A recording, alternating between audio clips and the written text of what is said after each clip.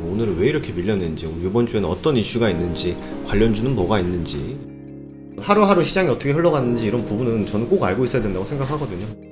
허브리핑 안에 시장의 방향성이 다 있습니다. 이게 되게 중요한 내용이니까 꼭 한번 확인해 보세요. 네, 안녕하세요. 허브경로TV의 차호영입니다. 오늘 볼 종목은요, 5G 관련된 종목 에스테크를 좀 보도록 하겠습니다. 그 전에 저희 허브리핑이라는 영상 매일같이 새로운 영상 보내드리고 있는데, 요거는 카톡 친구 추가하시고 저희한테 간단하게 허브리핑 보내달라 요청을 하시면 다 보내드릴 겁니다. 무료로 제공해 드리고 있기 때문에 부담 갖지 마시고 언제든지 신청하시면 되겠고요. 이 영상을 보시면은요, 뭐 시황이라든지 재료 관련해서 저희가 언급을 해놨기 때문에 오늘 시장을 좀 정리하는데 보면은 좀 편할 것 같고, 내일 시장을 대비하는데 도움이 될 만하다라고 좀 말씀을 좀 드리도록 하겠습니다. 자, 일단은 뭐 통신사가 한 2년인가 3년 전부터 이제 5G를 광고를 할 때 뭐 LTE에 비해서 뭐 수십 배 빠르다, 그래서 뭐 20배 정도까지 빠르다, 이런 식으로 좀 과대 광고를 했죠. 그러면서 실질적으로 지금 나오는 속도를 본다라고 하면은 답답하죠. 이게 뭐 LTE만큼 나오는 속도도 없을 뿐더러 자주 끊기는 지역도 있기 때문에 이 5G 관련해서 너무 과대 광고를 한 게 아닌가라는 부분, 그 부분이 공정위 쪽에서 제재를 착수하겠다, 이런 이슈가 나왔습니다. 공정위 사무처라든지 이런 쪽에서 표식 광고법 위반을 판단해갖고 심사 보고서를 발송을 한다라고 하거든요. 뭐 밑에 보면은 여러 가지 내용이 있는데 요 길게 보지 말고 요 딱 4줄 정도만 보면 될 것 같더라고요. 통신 3사 5G 속도 LTE 20배 광고, 이거는 실제로는 4배 정도밖에 안 되는 부분이고, 실제로 이게 4배가 되는 곳도 그렇게 많지는 않아요. 시민단체 신고로 시작이 됐고요. 공정위에서 그 본부로 이첩해서 집중 조사를 하고 있습니다. 5G 매출 기준 과징금 부과 요구한다든지 아니면 최종위원회 심의가 남아있는데, 이게 될지 안 될지는 잘 모르겠습니다. 제가 봤을 때는 좀 어렵지 않을까라고 생각을 하는데, 그럼에도 불구하고 이 속도라든지 전송 속도라든지 아니면 초지연이라든지 이런 부분들에 의해서 지금 소송이 들어가 있죠, 3사에. 그러다 보니까는 이 공정위에서 그 부분도 따지고 본다라고 하면은 어느 정도 좀 위약금이라든지 아니면 벌금 같은 것은 나오지 않을까라고 생각을 합니다. 그리고 이제 통신 3사가 내년이다라고 했을 때는 5G 인프라 구축을 어느 정도 완료를 하겠다라고 말을 했는데, 그거 같은 경우는 이제 3.5GHz 정도의 인프라인 것 같고요.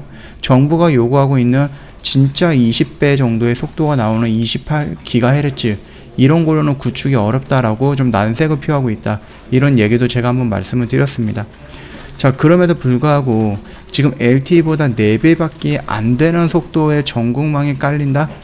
예전보다 빨라지는 거니까 좋기는 하겠죠. 그러나 진정한 5G를 느끼기 위해서는 우리가 정말로 10배, 20배 정도의 속도가 올라와야 되는 거고, 그걸 기준으로 해서 우리가 4차 산업으로 넘어가야 되는데, 그 4차 산업으로 넘어가야 되는 가장 기본이 되는 거, 초지연이라든지 초고속이라든지 이런 부분들이 이루어지지 않는다라고 하면 4차 산업으로 넘어갈 때 과연 매끄럽게 넘어갈 수 있을 것인가 라는 부분이 조금 걱정이 되는 겁니다.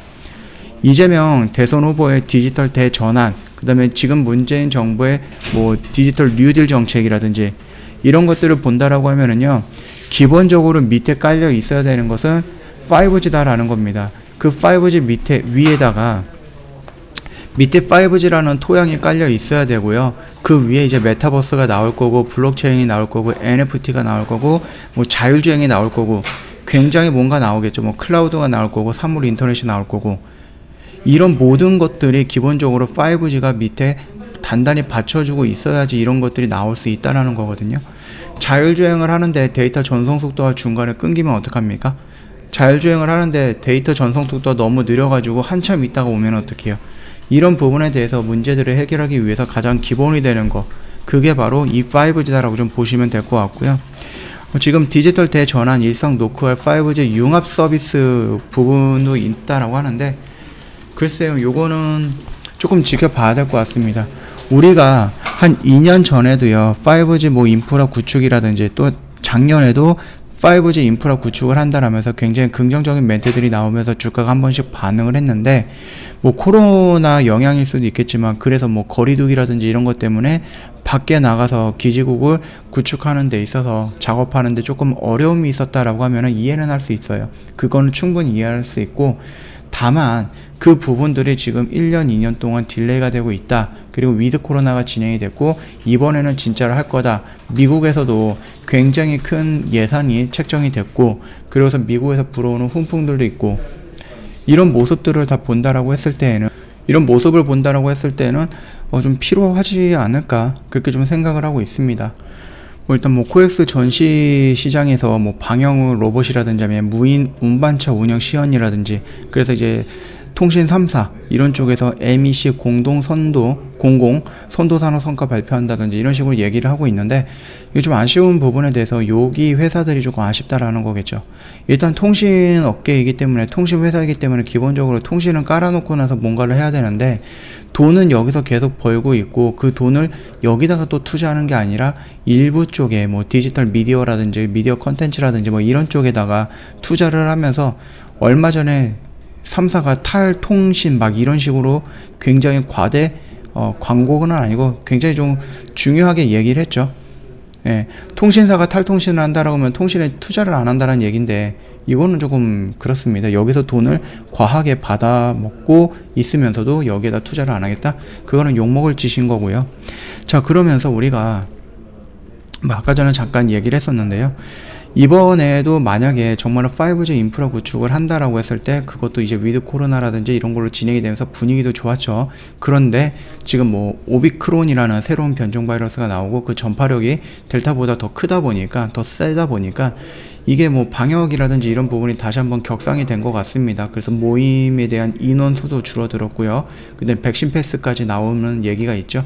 예, 그러다 보니까 위드 코로나가 이제 그러면은 일시 정지가 되는 거냐라고 얘기가 나올 수 있습니다. 그렇게 되면은 우리가 그러면 이번에는 진짜로 인프라 구축을 하겠다라고 생각을 했었음에도 불구하고 다시 한번 조금 연기가 될 가능성도 있는 거다. 그 정도는 좀 열어두시고 생각을 해봐야 되는 부분이고요. 이 모습에서는 긍정적인 모습이 나왔습니다. 특히 에이스테크 같은 경우는 우리가 예상했던 실적이라는 부분이 조금 실망스러운 부분이었긴 하지만은 그래도 계속해서 개선이 될 수 있다라는 여지는 남겨두고 있었죠. 자, 일단 차트의 흐름은 나쁘진 않았었던 모습이었고요. 여기서 조금 들어오는 모습들이 그렇게 수급이 아예 없는 상태로 그냥 뻥카성 양봉을 형성하거나 그런 거는 아니었기 때문에 나쁘지는 않았다. 그리고 불어오는 바람들도 괜찮았다라고 생각을 했는데 조금 아쉽죠. 물론 지수가 오미크론이라는 부분 때문에 지수가 조금 변동성을 보여주면서 같이 연동이 된 부분은 있지만 그래서 가야 될 길을 얘네가 여기서도 못 가고 혹시 여기서도 못 가는 거 아니야 라고 살짝 우려가 되는 부분이 있습니다. 요 점 참고하시면서 지금 자리에서는 굳이 내가 여기에 물량을 안 들어가 있다라고 하면은 무리해서 여기가 저점이다 라고 판단해서 들어갈 필요는 없다. 그렇게 좀 보고 있으니까 참고하시면 될 것 같고 11월 매매 결산을 보면서 마무리하도록 하겠습니다.